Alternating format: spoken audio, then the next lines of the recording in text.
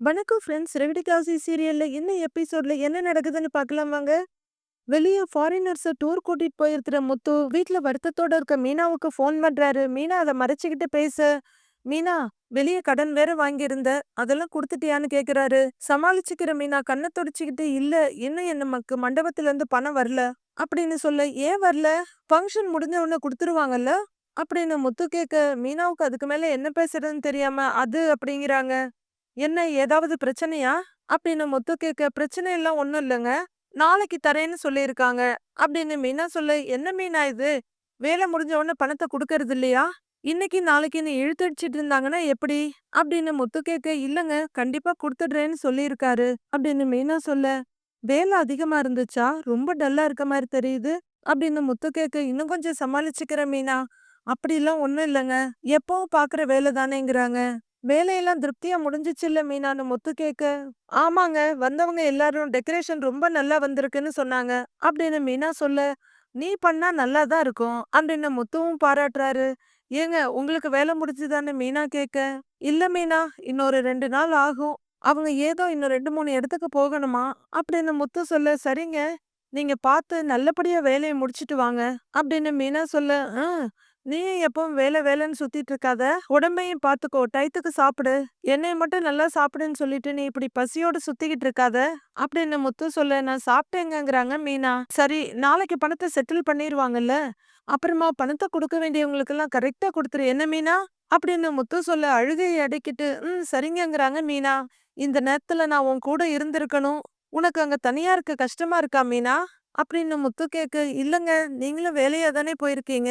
எனக்கு எந்த கஷ்டமும் இல்லங்க. நான் எல்லாத்தையும் பார்த்துக்குவேன்" அப்படின்னு மீனா கண்ண தொடச்சிட்டு சொல்ல, "நாளைக்கு ஒரு நாளைக்கு வேணா ரெஸ்ட் எடுத்துக்கோ மீனா" அப்படின்னு முத்து சொல்ல, சரிங்கங்கிறாங்க மீனாவும். "நீங்க பார்த்து பத்திரமா கார் ஓட்டுங்கன்னு அவங்க பொறுப்பா சொல்ல, சரி மீனா, வைக்கிறேன். காலையில கூப்பிடுறேன். உடம்ப பார்த்துக்கோ." சரி சரின்னு முத்து போன வைக்க, சரிங்கன்னு மீனாவும் போன வைக்கிறாங்க. அதுக்கு மேல அடக்க முடியாம வெடிச்சு அழ ஆரம்பிச்சிடுறாங்க.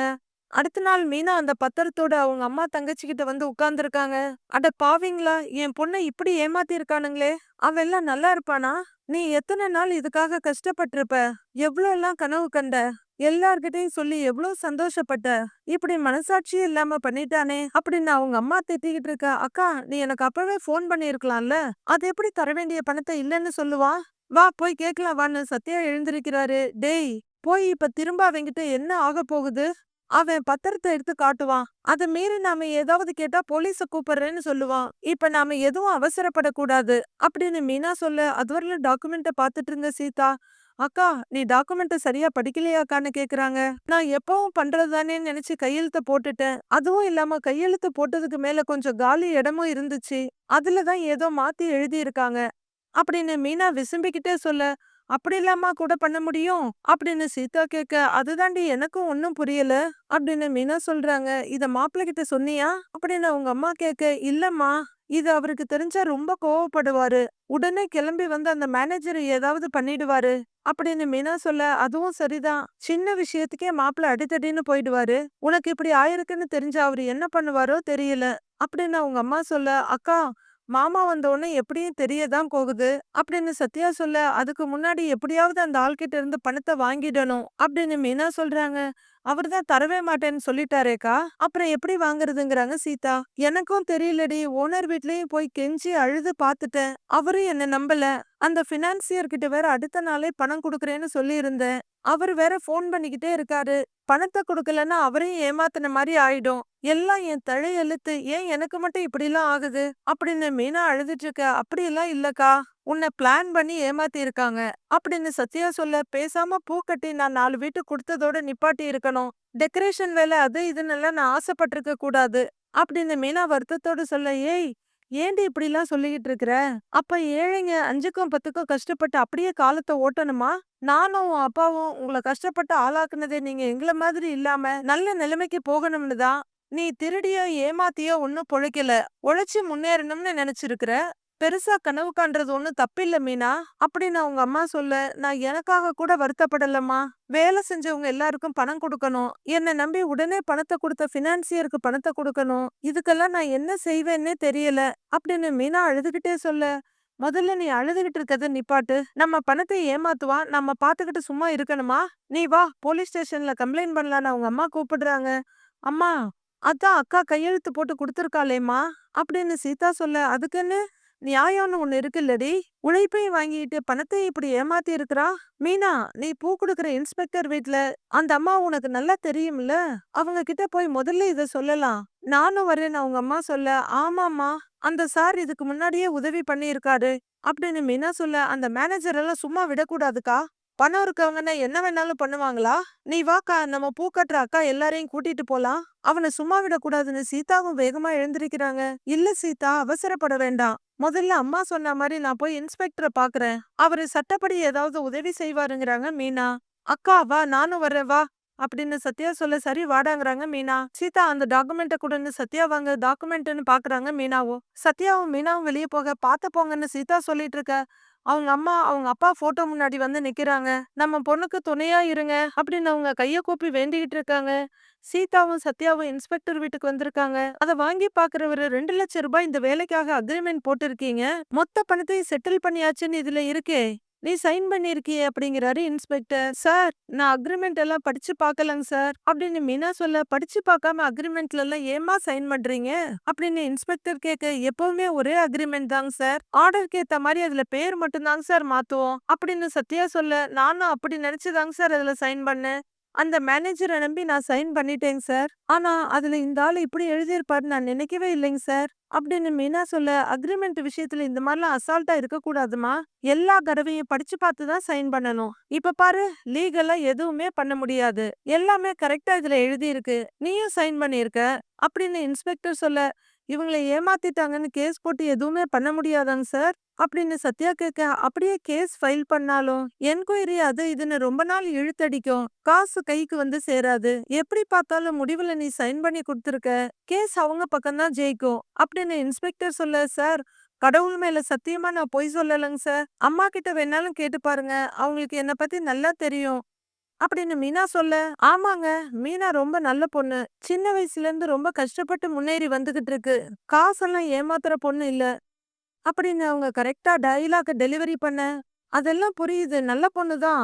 இவ புருஷனும் அடிதடின்னு போனாலும் நல்லதுக்காக தான் அதெல்லாம் பண்ணியிருக்கான். ஆனா இவங்க கேரக்டர்ல நல்லவங்கன்னு நமக்கு தெரிஞ்சு மட்டும் ஒன்னும் ஆக போறது இல்லையேங்கிறாரு இன்ஸ்பெக்டர். சார், அக்கா இந்த வேலைக்காக கடன்லாம் வாங்கி பண்ணியிருக்கா சார். ரொம்ப கஷ்டப்பட்ட காசு சார். அது கிடைக்காம போயிட்டா கடன்ல போய் பெருசா மாட்டிக்குவோங்க சார் அப்படின்னு சத்யா சொல்ல, பரிதாபமா பாக்குறாரு இன்ஸ்பெக்டர். நான் மட்டும் ஏமாந்திருந்தா கூட கடவுள் பாத்துக்குவார்னு கண்டிப்பா விட்டுருப்பேங்க சார். ஆனா எனக்காக என் கூட பூக்கட்டுற அக்காலாம் வந்து 1 ரூபா கூட வாங்கிக்காம வேலை பார்த்திருக்காங்க சார். அவங்க ஒழிச்ச காசு எல்லாமே இதுல தாங்க சார் இருக்கு. அவங்க கிட்ட என்னங்க சார் நான் பதில் சொல்லுவேன்னு மீனா கேட்க, மீனா, உன் நிலைமை என்னன்னு எனக்கு புரியுது. ஆனா சட்டப்படி இதுல எதுவுமே செய்ய முடியாதே. அக்ரிமெண்ட் பக்காவா இருக்கு. நீ இத படிச்சு பார்த்திருக்கணும். எப்பவுமே அக்ரிமெண்ட்ல சைன் போடுறப்ப சைன் போடுற இடத்துக்கும் அக்ரிமெண்ட் எழுதியிருக்க இடத்துக்கும் ரொம்ப கேப் இருக்கான்னு பாத்துக்கணும். ஏன்னா சைன் போட்டதுக்கு அப்புறம் கூட வேற ஏதாவது ஒண்ண ஃபில் பண்ணிக்கலாம். ஆமாமா, இந்த மாதிரி நிறைய ஃபோர்ஜரி எல்லாம் நடக்கும் அப்படின்னு இன்ஸ்பெக்டர் சொல்ல, எனக்கு இத பத்தியெல்லாம் எதுவும் தெரியாதுங்க சார். எல்லாரும் நல்லவங்கன்னு தான் நினைச்சேன் அப்படின்னு மீனா சொல்ல, எல்லாரும் நல்லவங்களா இருந்தா நாங்க வேலை பார்க்க வேண்டிய அவசியமே இல்லையேம்மா அப்படின்னு இன்ஸ்பெக்டர் சொல்ல, சார், இதுல வேற எதுவுமே பண்ண முடியாதாங்க சார்னு ஏக்கமா கேக்குறாரு சத்யா. நீங்க பணத்தை ஏமாந்ததுக்கு ஏதாவது எவிடன்ஸ் இருந்தா செய்ய முடியும். சரி, நான் அன்அஃபிஷியலா விசாரிக்கிறேன்.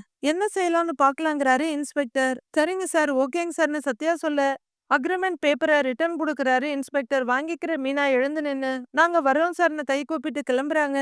2வது கதவும் மூடப்பட ரொம்பவே வருத்தமா நிக்கிற மீனா, இன்ஸ்பெக்டர் சார் தான் ரொம்ப நம்பி வந்தேன். இப்ப இவரும் இப்படி சொல்லிட்டாருன்னு வருத்தமா சொல்ல, அக்கா, என்னக்கா பண்றது, அவர் சொல்றது சரிதானே.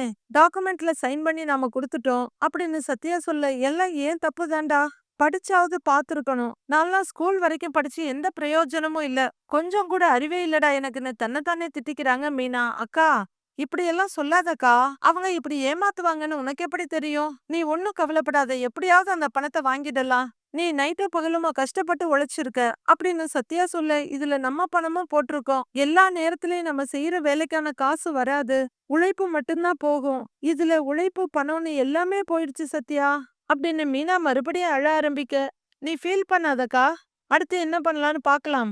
அப்படின்னு சத்யா சொல்லிட்டு இருக்க மீனாவோட மொபைல் ரிங் ஆகுது. அவங்க எடுத்து பார்க்க அக்கா யாருக்கான்னு சத்யா கேட்க அவர்தான் கூப்பிடுறாரு. அவர்கிட்ட இதெல்லாம் நான் எதுவும் சொல்லல அப்படிங்கிற மீனா போன் ஆன் பண்ணி காதுல வச்சு சொல்லுங்கங்கறாங்க. என்ன தொழிலதிபர் மேடம், வேலையெல்லாம் முடிஞ்சிருச்சான்னு முத்து உல்லாசமா கேக்குறாரு. எல்லாம் முடிஞ்சிருச்சுங்கங்கறாங்க மீனா. அதெல்லாம் நீ பக்காவா முடிச்சிருந்திருப்ப. அடுத்தடுத்த ஆர்டர்லாம் பெரிய பெரிய அமௌண்ட்டுக்கு தான் வருது. இதுக்கு பேர் தான் மீனா வளர்ச்சிங்கிறது.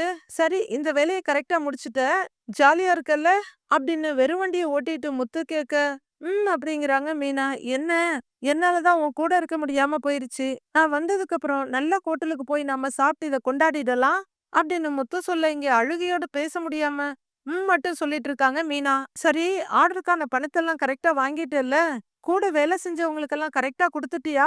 பாவம், உனக்காக அட்வான்ஸ் கூட வாங்காம உன்னோட ஃப்ரெண்ட்ஸ் எல்லாம் வந்து வேலை செஞ்சிருக்காங்கல்ல, அவங்களுக்கெல்லாம் பணத்தை குடுத்துட்டியாங்கிறாரு முத்து. இல்லங்க அப்படின்னு கஷ்டப்பட்டு மீனா சொல்ல, ஏன் இன்னும் குடுக்காம இருக்கிற? பணம் கைக்கு வந்த உடனே குடுக்க வேண்டியவங்களுக்கெல்லாம் டப்பு டப்புன்னு குடுத்துடணும் மீனா. நம்ம லாபத்தை அப்புறமா அக்கவுண்ட்ல போட்டு வச்சுக்கணும். அதானே பிசினஸ்ங்கிறது. அதெல்லாம் லேட் பண்ண கூடாது மீனா அப்படின்னு முத்து சொல்ல, இல்லங்க பணம் நாளைக்கு தான் தரேன்னு சொல்லியிருக்காங்க அப்படின்னு மீனா சொல்ல, என்ன நாளைக்கா? ஏன், ஃபங்க்ஷன் முடிஞ்ச அன்னைக்கே கொடுத்துருவாங்கல்ல அப்படின்னு முத்து கேட்க, இல்ல அவங்களுக்கு வர வேண்டிய பணம் வரலையா, நாளைக்கு வந்துருங்க கொடுத்துருவாங்க அப்படின்னு மீனா சொல்ல, என்ன மீனா உன் குரலே சரியில்லை, ஏதாவது பிரச்சனையான்னு முத்து கேக்குறாரு. ஆஹா, பிரச்சனையெல்லாம் ஒண்ணும் இல்லைங்கன்னு மீனா சொல்ல, புரியுது புரியுது, ராத்திரி பகலா வேலை பார்த்து சரியா தூங்கி இருக்கவும் மாட்டேன், சாப்பிட்டு மாட்டேன், அந்த டயர்டு தானேன்னு கேக்குறாரு முத்து.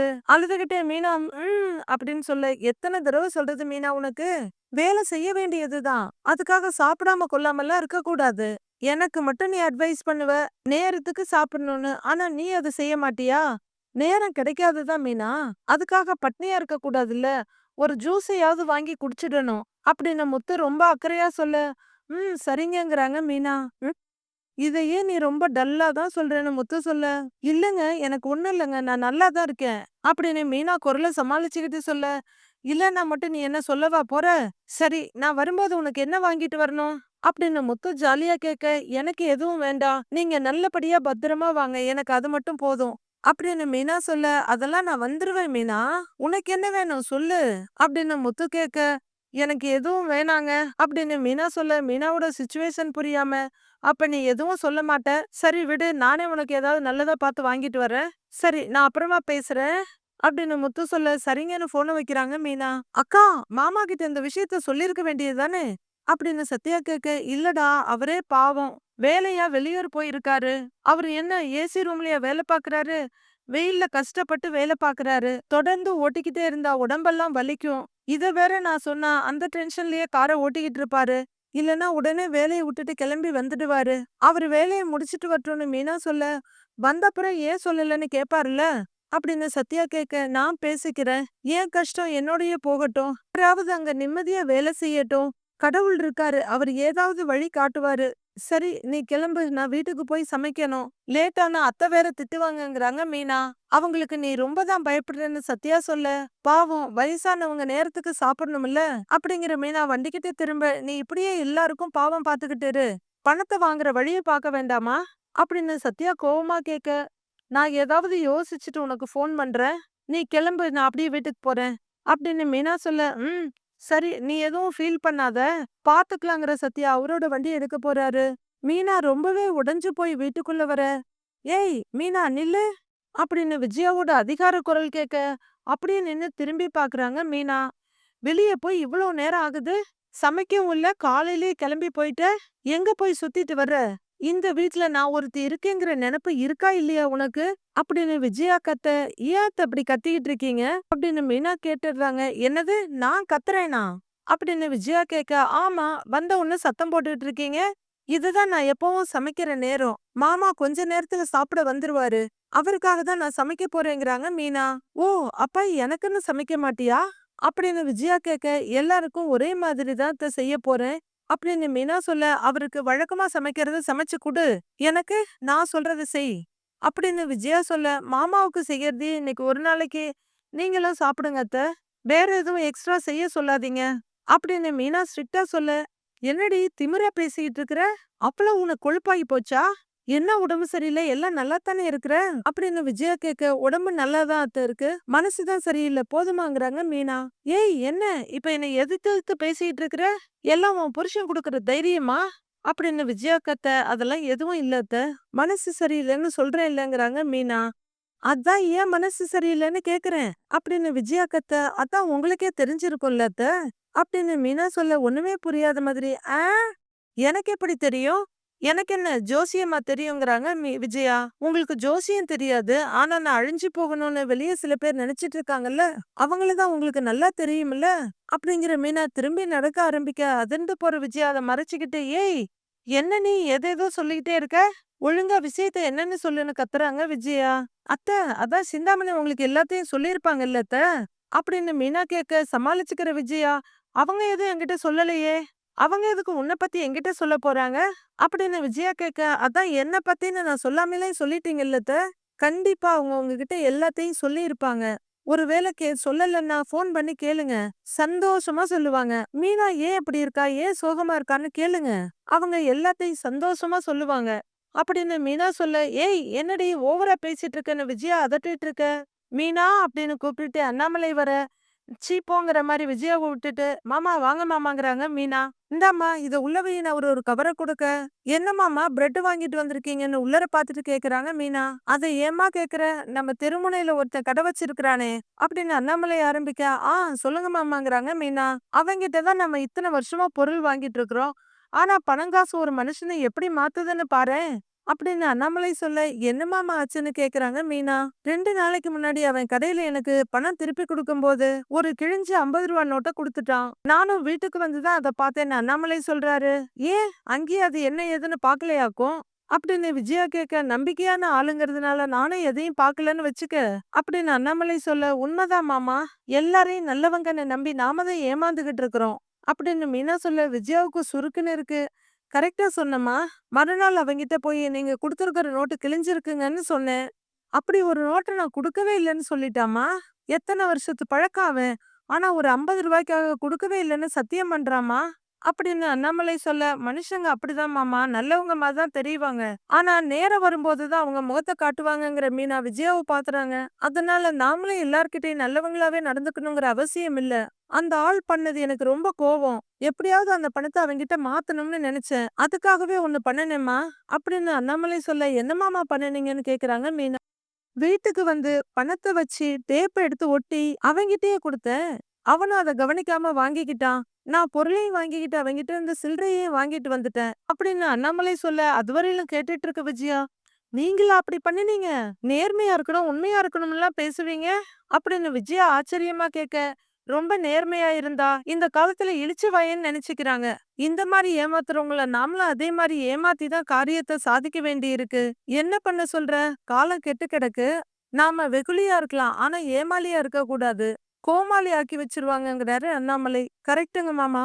ஏமாத்துனவங்கள ஏமாத்தி தான் நம்ம காரியத்த சாதிக்கணும். அப்படின்னு மீனா சொல்ல விஜயா திக்குன்னு பாக்குறாங்க. என்னம்மா நீ இப்படிலாம் நினைக்கவே மாட்டியே! நீயும் எங்கேயாவது ஏமாந்தியான்னு கேக்குறாரு அண்ணாமலை. நான் இல்ல மாமா. நீங்க சொல்றது ரொம்ப சரியா இருந்துச்சு. அதத்தான் நானும் சொன்னேன். அப்படின்னு மீனா சொல்ல ஓரப்பார்வ பாக்குறாங்க விஜயா. நான் அப்படியெல்லாம் செய்யறவன் இல்லதான். இருந்தாலும் இனிமே அவன் யாருக்கும் கிழிஞ்ச நோட்டு கொடுக்க கூடாது இல்லையா? அப்படின்னு அண்ணாமலை சொல்ல, கரெக்ட்டுங்க மாமா. எனக்கு ஒரு வெளிய சின்ன வேலை இருக்கு. சமைச்சு வச்சுட்டு போயிட்டு வந்துடுறேங்கிறாங்க மீனா. சரிம்மான்னு சொல்லிட்டு அண்ணாமலை அந்த பக்கம் திரும்ப மீனா கிச்சனுக்கு போறாங்க. கிச்சனுக்கு வர்ற மீனா, மாமா சொன்னது கரெக்ட். நம்மள ஏமாத்துனவங்கள நாமளும் ஏமாத்தி தான் ஆகணும். அப்படின்னு மீனா நினைச்சிட்டு இருக்க அவங்க மொபைல் ரிங் ஆகுது. எடுத்து பார்த்துட்டு, இந்த ஃபைனான்சியர் ஃபோன் பண்றாரே அப்படிங்கிற மீனா கால் அட்டன் பண்ணி சாருங்கிறாங்க. என்னம்மா பணம் உங்க கைக்கு வந்து அடுத்த நிமிஷமே பணத்தை தரேன்னு சொன்னீங்க. அதான் கல்யாணம் முடிஞ்சிருச்சு இல்லம்மா அப்படின்னு ஃபினான்சியர் கேட்க, சார் கல்யாணம் முடிஞ்சிருச்சு. பணம் இன்னும் வரல. இன்னைக்கு வர சொல்லி இருக்காங்க. அவங்க குடுத்த உடனே உங்ககிட்ட கொண்டு வந்து குடுத்துறேங்க சார்ங்கிறாங்க மீனா. ஏம்மா உன்னை நல்லவன்னு நினைச்சுதான் நான் பணத்தை கொடுத்தேன். நீயும் மத்தவங்க மாதிரி நடந்துக்காத அப்படின்னு அவரு சொல்ல, சார் இல்லங்க சார் நான் அப்படிப்பட்டவெல்லாம் இல்ல. நான் யாரையும் ஏமாத்த மாட்டேங்க சார். பணம் வந்த அடுத்த நிமிஷம் உங்க முன்னாடி வந்து நிப்பேங்க சார்ங்கிறாங்க மீனா. சரி, சொன்ன வார்த்தைய காப்பாத்துமான்னு ஃபோன வச்சுடுறாரு அவரு. வேலைய முடிச்சுட்டு வெளிய வர்ற மீனா வண்டி எடுக்க போக, ஒரு ஆட்டோ வந்து நிக்குது. "அண்ணே கொஞ்சம் வண்டி இங்க நிறுத்துங்கண்ணேங்கிறாங்க." "கொஞ்ச நேரம் இருங்க நாங்க வந்துர்றோம்னு" சொல்லிட்டு அவங்க கூட பூ கட்டுற அக்காலாம் மீனான்னு கூப்பிட்டுட்டு வர்றாங்க. "அக்கா வாங்கக்கான்னு" மீனா திரும்ப, "என்ன வெளியில போறியான்னு?" கேக்குறாங்க. "ஆமாக்கா ஒருத்தங்கள பாக்க போறேன்." "சொல்லுங்கக்கான்னு" மீனா கேக்க, "மீனா தப்பா எடுத்துக்காத. நாங்க உனக்காக செய்யற வேலைக்கெல்லாம் பணம் கேட்டதில்ல. ஆனா நீயே குடுத்துருவ. ஆனா இப்ப ஒரு சின்ன அவசரம். என் பொண்ணுக்கு உடம்பு சரியில்ல." அப்படின்னு ஒரு அக்கா சொல்ல, "என்னக்கா என்னாச்சுன்னு?" பதறாங்க மீனா. "2 நாளா ஒரே காய்ச்சலா இருக்கு மீனா. அவளுக்கு ஏதோ டெஸ்ட் எல்லாம் எடுக்கணும்னு சொன்னாங்க. அதுக்கு கொஞ்சம் பணம் தேவைப்படுது. அதுக்கு தான் உன்ன பார்த்து வாங்கிட்டு போலாம்னு." அப்படின்னு அந்த பூக்கட்டுற அக்கா சொல்ல, மீனா என்ன பதில் சொல்றதுன்னு அப்படியே தலகுனிஞ்சு நிக்கிறாங்க. நாளைய ப்ரோமோவுல மீனாவோட அம்மா, "மீனா, அந்த மண்டபம் மேனேஜர் கிட்ட இருந்து பணம் வாங்கறதுக்கு ஏதாவது வழி பண்ணுனியான்னு?" கேக்குறாங்க. "இல்லம்மா, இதுல நாம புத்திசாலித்தனமா தான் ஏதாவது ஒண்ணு பண்ணணும்னு" மீனா சொல்ல, "என்னக்கா பண்ண போறேன்னு?" சீதா கேக்குறாங்க. "அவங்க எப்படி தந்திரமா நம்மள ஏமாத்துனாங்களோ, அதே மாரி நாமளும் அவங்க வாயில இருந்து உண்மைய ஒத்துக்க வைக்கணும்." அப்படின்னு மீனா சொல்ல, "அது எப்படிக்கான்னு?" சீதா கேக்குறாங்க. "இத பண்ணுனது சிந்தாமணி தான் நிரூபிக்க என்கிட்ட ஒரு வழி இருக்கு." அப்படின்னு மீனா சொல்ல, "என்ன பிளான்னு?" கேக்குறாங்க சீதா. மீனா அவங்க பிளான சொல்லிட்டு இருக்க, ஒரு பக்கம் சீதாவும், இன்னொரு பக்கம் ஸ்ருதியும் கேட்டுட்டு இருக்காங்க. என்ன பிளான் பண்றாங்க? எப்படி இந்த சதிவலையில இருந்து வெளிய வரப்போறாங்கன்னு பார்க்கலாம் ஃபிரெண்ட்ஸ்.